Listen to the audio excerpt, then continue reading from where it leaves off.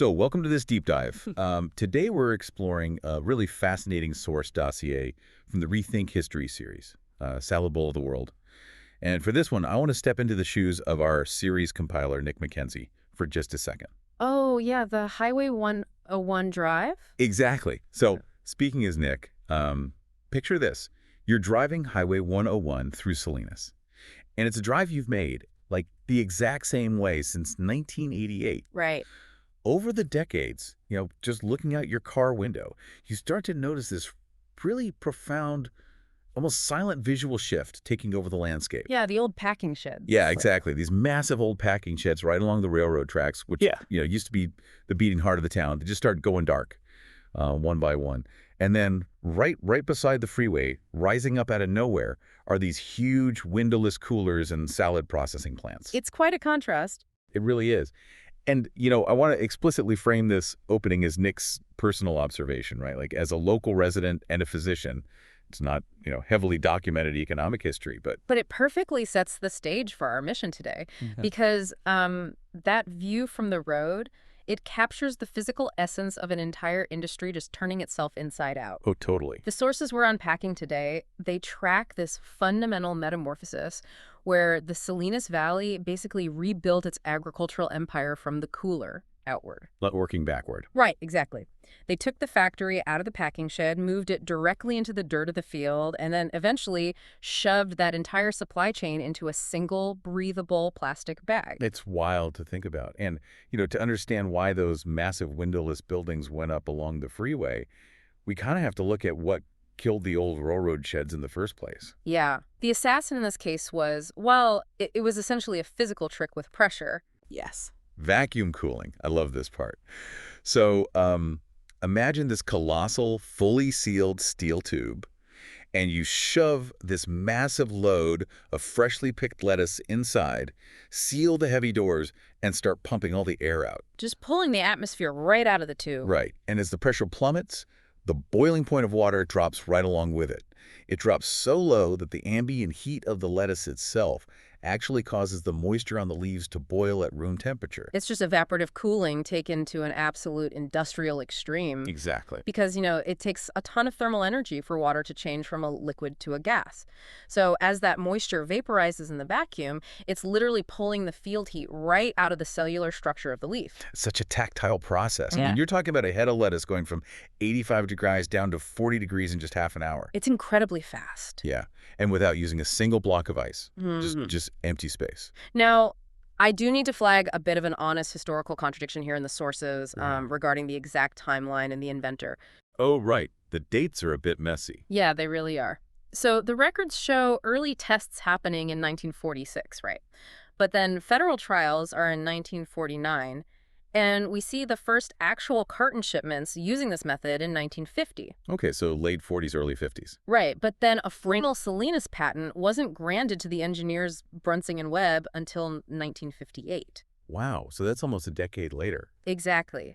So because the paperwork of innovation is, rarely perfectly clean, the most honest phrase we can use based on the sources is that it was developed around 1948 in Salinas. Well, regardless of the exact year, I mean, the speed of adoption was staggering. The data shows them going from cooling like one load in 5 with vacuums to nearly all of them in just 3 seasons. By 1955?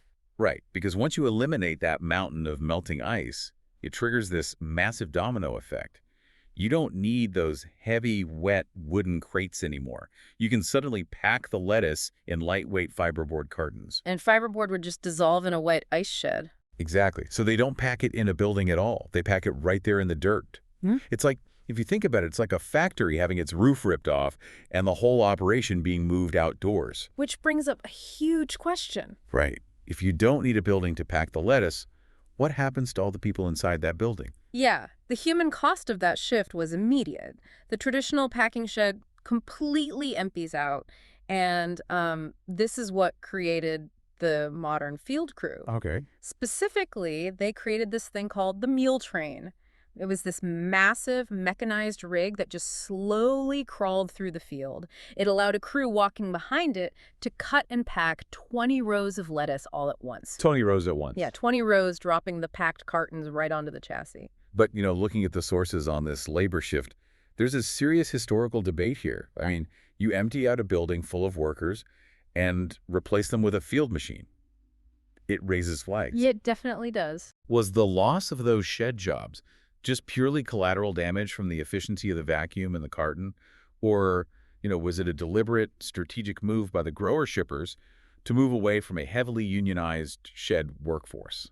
Well, the sources actually show both realities coexisting. I mean, the technology undeniably solved the biological problem of field heat faster and cheaper. It was real science. Right. The physics worked. But the grower shippers also fully understood that moving to a mobile field crew severely fractured the collective bargaining power that had been built up in those sheds. It was a tech revolution that quite conveniently achieved a major labor objective for them. That makes sense. Mhm. And, that shift fundamentally changes the transport infrastructure, too. Because once the lettuce is dry and in a lightweight carton instead of being smothered in ice, it doesn't have to sit around waiting for a massive train to be made out. Right, because heavy ice needs heavy rail car. Exactly. But a 50-pound cardboard box, you can just throw that in a truck. Though trucks have their own problems. I mean, trains glide on smooth steel rails. Trucks bounce on rough asphalt. True, which is where refrigerated trucks come in after the war. And this was largely thanks to the technology designed by Frederick McKinley Jones. Oh, his work is fascinating. It is. Standard fridge units back then had these delicate copper tubes that would just vibrate to pieces on a bumpy road. But Jones engineered shock-mounted systems that could actually survive the vibrations of the highway. And connecting this to the broader national picture, those trucks finally got decent roads. The Federal Aid Highway Act of 1956 completely paved the interstates, So you could load a truck at a cooler door in Salinas and drive it straight to a supermarket warehouse. entirely bypassing the rail yards. And the ultimate casualty of this flexibility was massive. The Pacific Fruit Express, which had this huge armada of thousands of ice bunker rail cars, just could not compete. They're just too slow and rigid. Yeah, and by March 1978, they went completely out of business. Wow.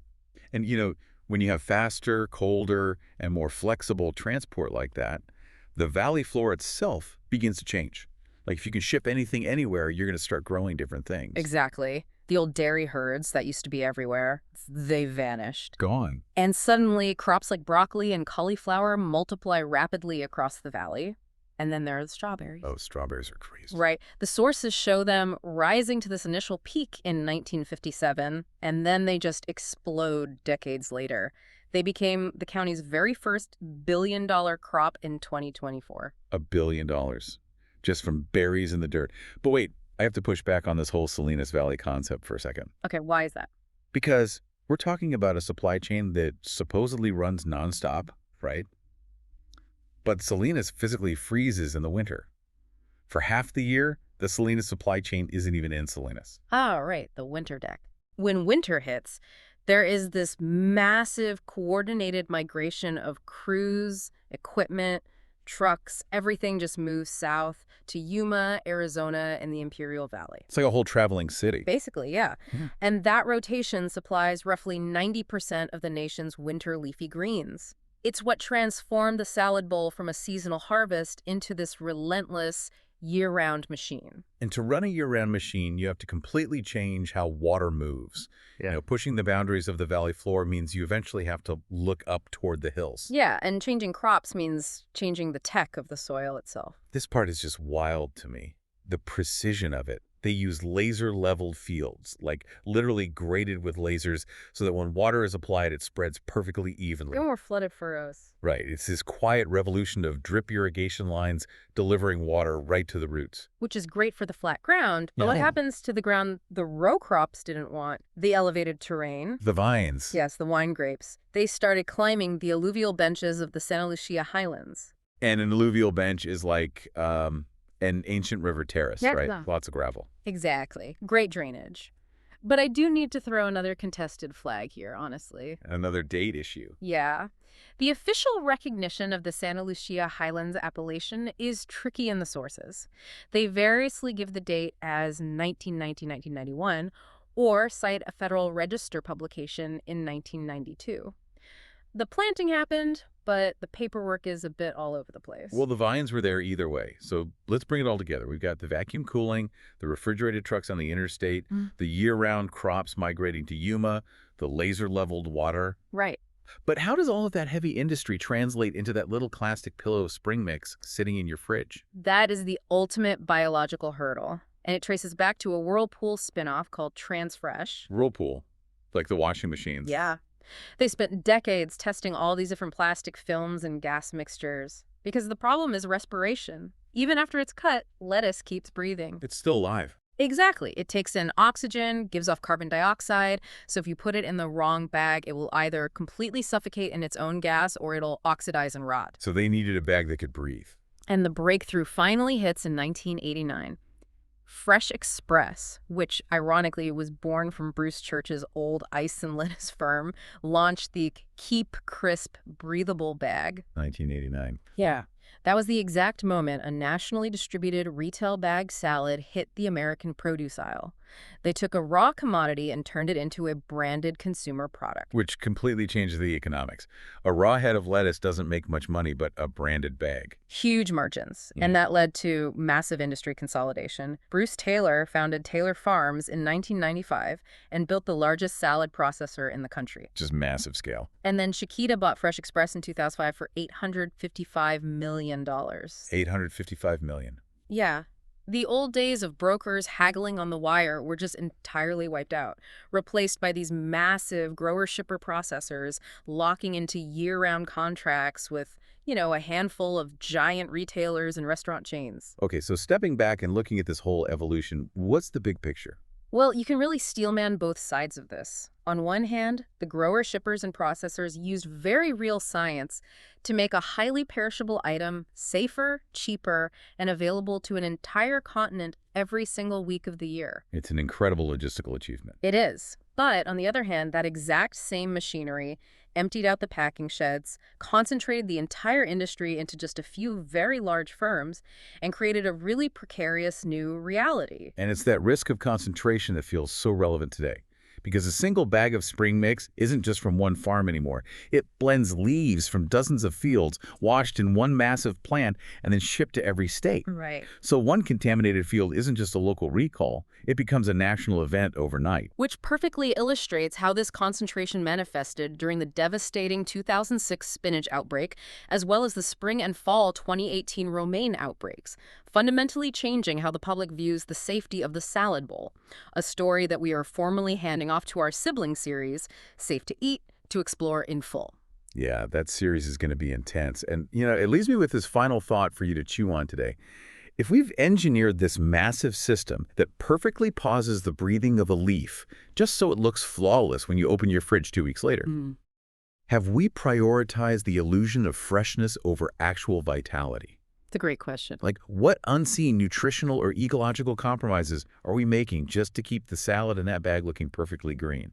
And speaking of those ecological compromises, that's exactly where we're going next. Teasing episode 13, the underground river runs out. The deep wells that made all of this possible have pulled the Pacific Ocean miles inland, right under the valley floor. And the county's engineers and the county's critics fundamentally disagree about whether the fixes are going to be enough. Like and subscribe. It really helps the channel reach others.